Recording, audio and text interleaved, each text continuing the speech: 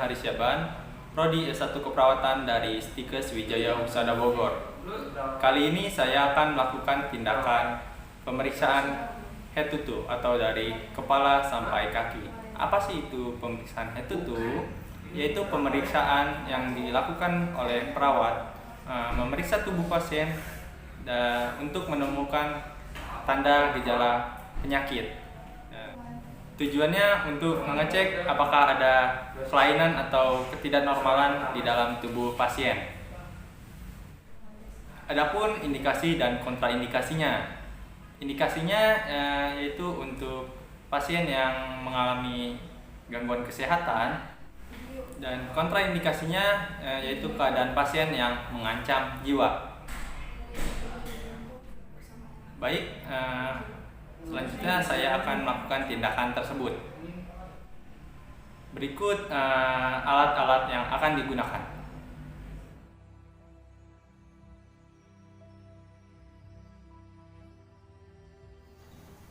Selamat pagi Bapak. Apakah benar dengan Bapak Panda? Betul? Ya. Perkenalkan, nama saya Bruder Jamhari dari mahasiswa Stikes Wijaya Aktif Husada Bogor. Nah, saya di sini akan melakukan tindakan pemeriksaan fisik Bapak dari kepala sampai kaki ya Pak. Yang bertujuan itu untuk mengetahui apakah ada yang normal atau tidak normal ya di kepala sampai kaki Bapak, di bagian tubuh Bapak. Nah, kurang lebih waktunya ini 20 sampai 25 menit Bapak. Apakah Bapak bersedia? Ya, oke. Izinkan saya mencuci tangan dan mempersiapkan alat ya Bapak. Oke. Ambil alat. Ini alatnya ada. Setelah itu mencuci tangan 6 langkah. 1, 2, 3, 4. 1, 2, 3.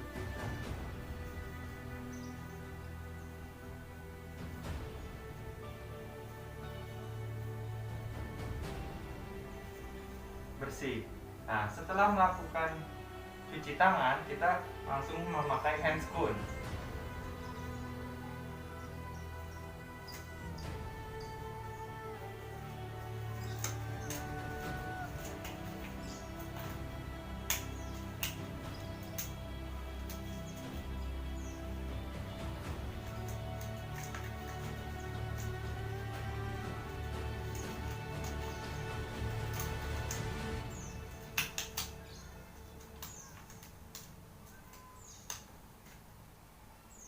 Baik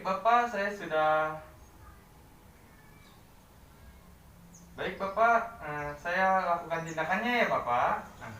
Yang pertama kita lihat dulu di bagian kepalanya, diinspeksi apakah ada lesi di bagian rambutnya, apakah rambutnya kotor dan simetris atau tidak.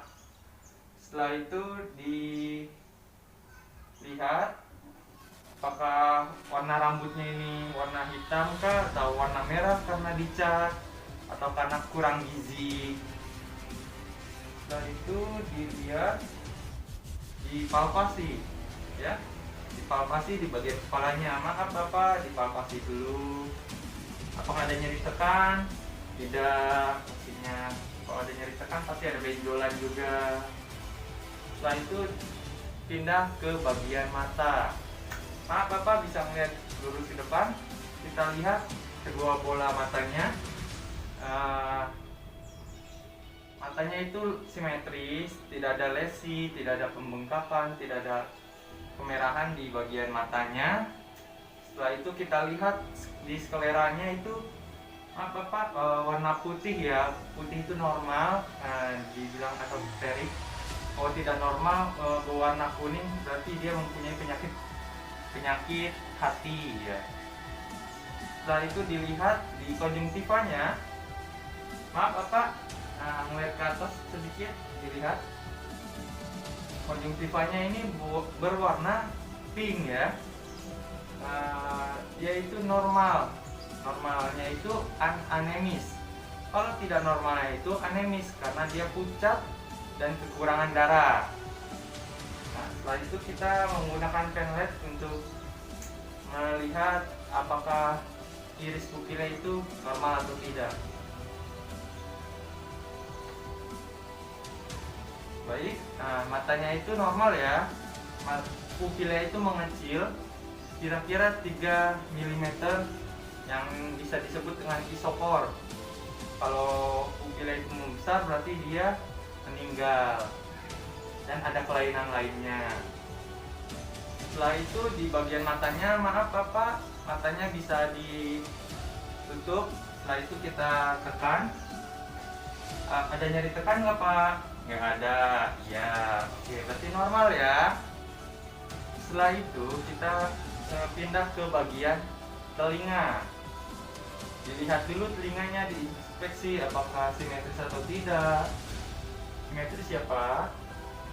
Tidak ada lesi, tidak ada pembengkakan, tidak ada kemerahan juga. Setelah itu kita lihat serumennya menggunakan pen light atau center. Dilihat tidak ada serumen ataupun tidak ada kotoran juga. Setelah itu dipalpasi di bagian telinganya, dari yang lunak sampai yang keras, dari yang bawah sampai yang keras. Ada nyeri tekan nggak Pak? Tidak. Oh, tidak ada ya. Berarti telinganya normal. Setelah itu kita pindah ke bagian hidung. Di bagian hidung kita lihat dulu apakah simetris atau tidak. Apakah ada pembengkakan atau tidak. Apakah ada kemerahan atau tidak. Nah, dilihat sih ini normal ya. Karena ini panda. Kita lihat. Nah, setelah itu kita lihat menggunakan pen light dan spekulum untuk membuka lubangnya. Dibuka, dilihat menggunakan cahaya. Tidak ada serumen ya Pak, tidak ada polip juga, nggak ada penyakit atau pembengkakan. Setelah itu dipalpasi di bagian hidungnya. Ada nyeri tekan nggak Pak? Nggak ada. Oh iya, berarti di bagian hidungnya masih normal. Setelah itu ke bagian mulut. Kita lihat dulu di bagian mulutnya, apakah simetris atau tidak, apakah dia terkena stroke atau tidak, seperti itu. Kita lihat. Maaf Bapak, bisa buka mulutnya. Kita buka mulutnya menggunakan tong spatel juga dan pen light. Dibuka, set. Kita lihat apakah giginya rapi kah, ada gigi bolong, tidak. Melihat lidahnya kotor atau tidak. Dilihat juga di area belakangnya itu apakah dia terkena tonsilitis atau amandel. Ternyata masih normal ya. Setelah itu kita palpasi. Sakit nggak Pak? Enggak. Berarti normal ya di bagian mulutnya. Setelah itu kita lihat di bagian leher. Dilihat bagian lehernya, inspeksi. Dilihat simetris atau tidak.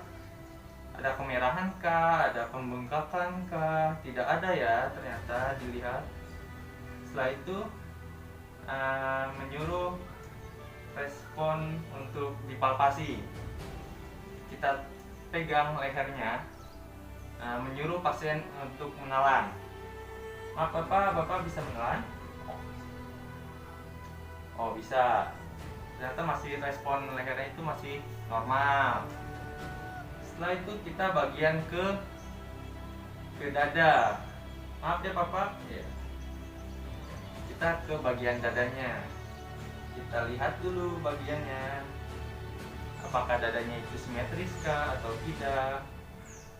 Nah, apakah ada lesi, apakah ada pembengkakan atau merahan? Kita lihat masih normal ya. Kita ke area dadanya itu kita palpasi atau disebut ekspansi dada, menyuruh pasien untuk bernafas. Setelah itu Pak, nafas Pak. dan dia terlihat seperti mengembang keduanya, dan jempol kita seperti agak menjauh, itu berarti normal ya di bagian dadanya. Setelah itu menyuruh pasien untuk mengatakan angka 77 atau 99. Itu namanya teknik taktil primitus.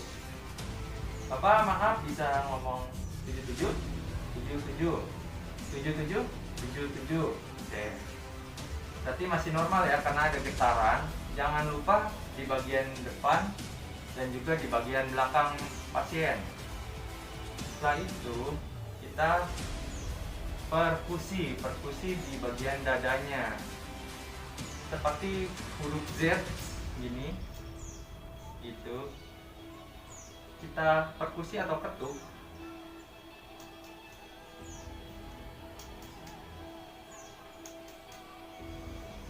Nah, bunyinya itu yang normalnya itu sonor atau terdengar ya.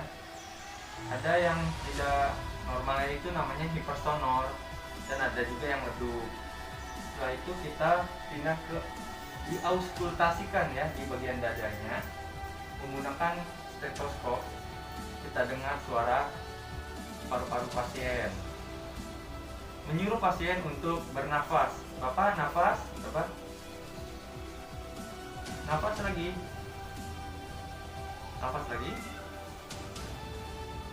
Ya, berarti pernapasan bapaknya itu normal ya. Kalau normalnya itu namanya versikuler. Kalau tidak normalnya itu seperti rongki, di asma itu wheezing maupun recall gitu kan.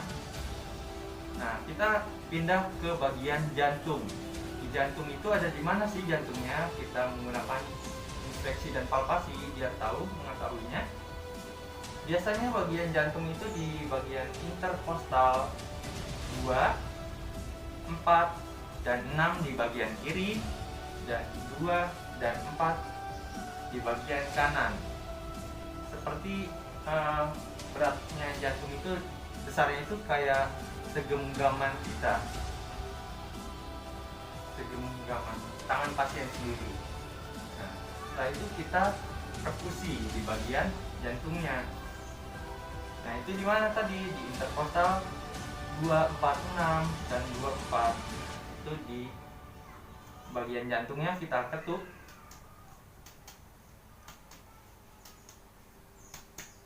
Nah, suaranya itu dullness ya. Nama normalnya itu dullness. Nah, selanjutnya kita dengarkan menggunakan stetoskop. Suara jantung itu bagaimana kan?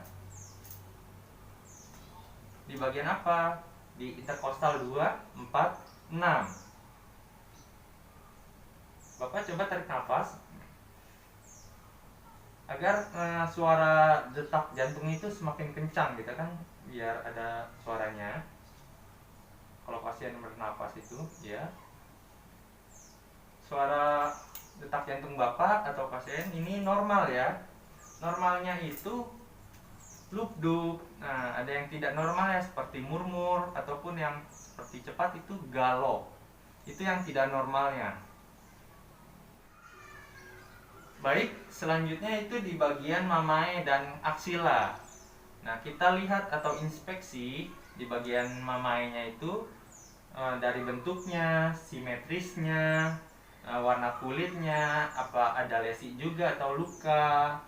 Setelah itu kita palpasi di bagian mamaenya, apakah ada bengkak atau nyeri tekan, di aerolanya juga. Nggak ada ya Pak, nggak ada nyeri tekan, tidak.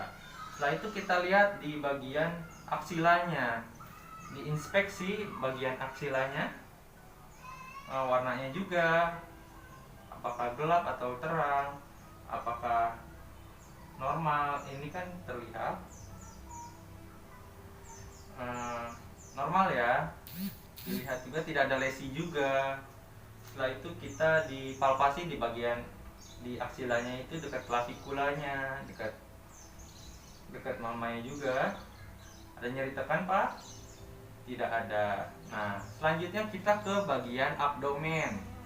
Nah, di abdomen itu kita bagi menjadi 4 kuadran atau 4 tempat. Ada di kuadran 1 itu namanya hati. Hati itu pasti di kanan, hati dan ginjal. Di kuadran 2 itu lambung dan ginjal, di sebelah kiri ya lambung itu. Setelah itu 3 itu namanya di usus, dan 4 juga di usus, ada usus juga. Nah, selanjutnya itu kita auskultasi di bagian abdomen ini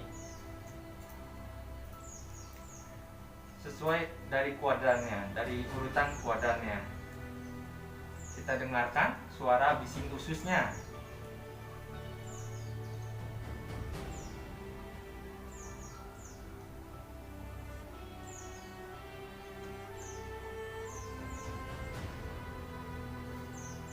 Baik Bapak, suara bising ususnya itu normal ya.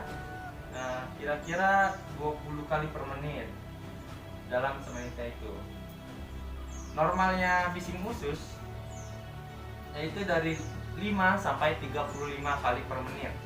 Nah, suara normalnya bising usus itu namanya peristaltik. Peristaltik. Nah, selanjutnya sudah di auskultasi, kita perkusi dari bagian kuadran 1 di perkusi.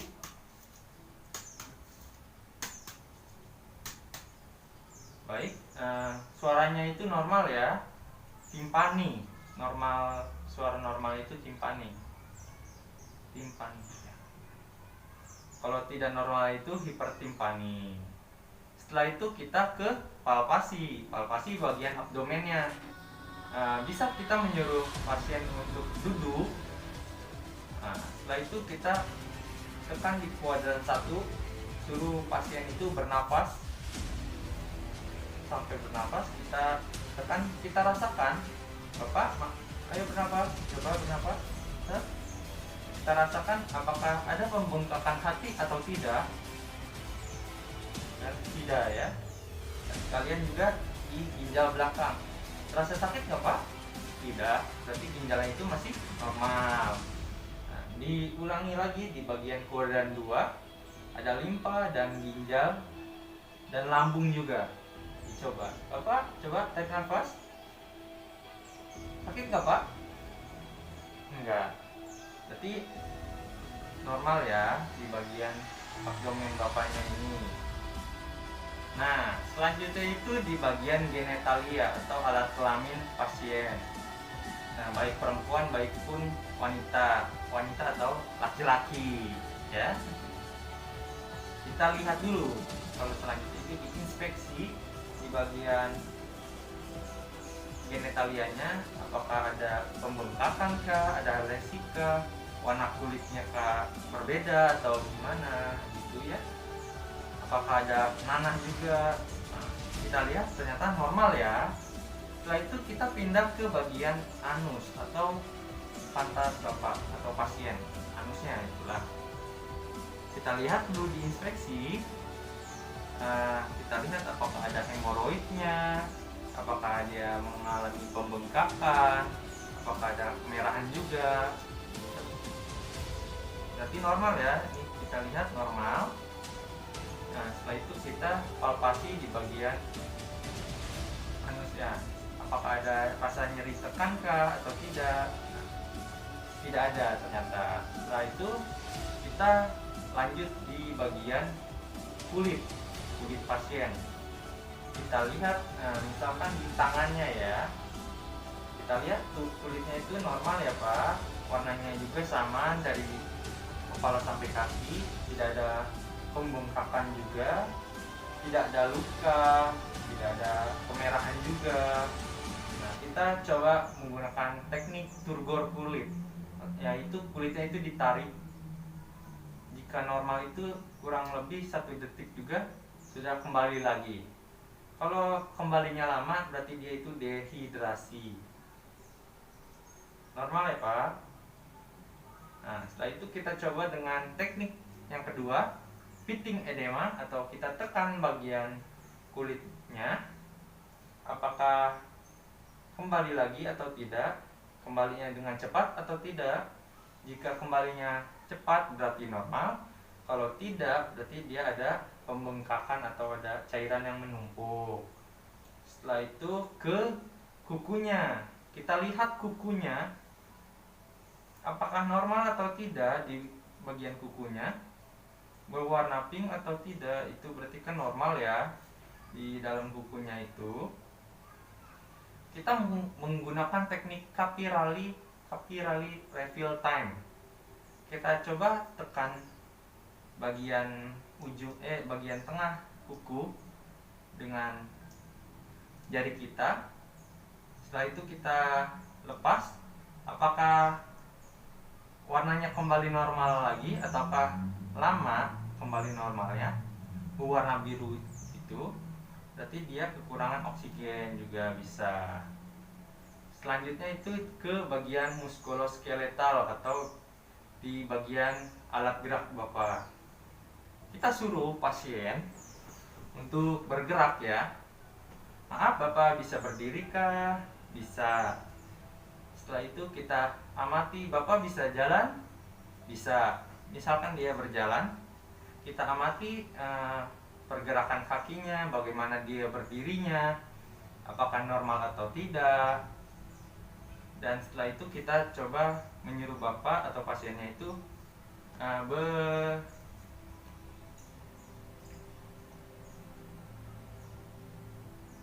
kita coba pasiennya ini suruh menimbang berat badan dan tinggi badannya. Masih normal ternyata. Setelah itu kita suruh tangan pasien saat duduk maupun berdiri bisa, kita suruh tangannya itu lurus. Setelah itu kita tekan, Bapak kalau bisa tahan ya, tahan. Kira-kira itu kekuatan ototnya normalnya itu 0 sampai 5, normalnya itu pasti 5. Kekuatannya itu sehat ya, itu komposmentis. Setelah itu kita ke bagian neurologi atau disebut dengan menggunakan GCS, itu tekniknya Glasgow Coma Scale. Nah, kita lihat tadi pergerakan matanya juga udah ya. Kita coba ya.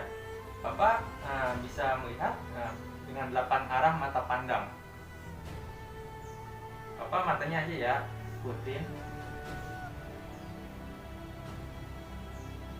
Normal.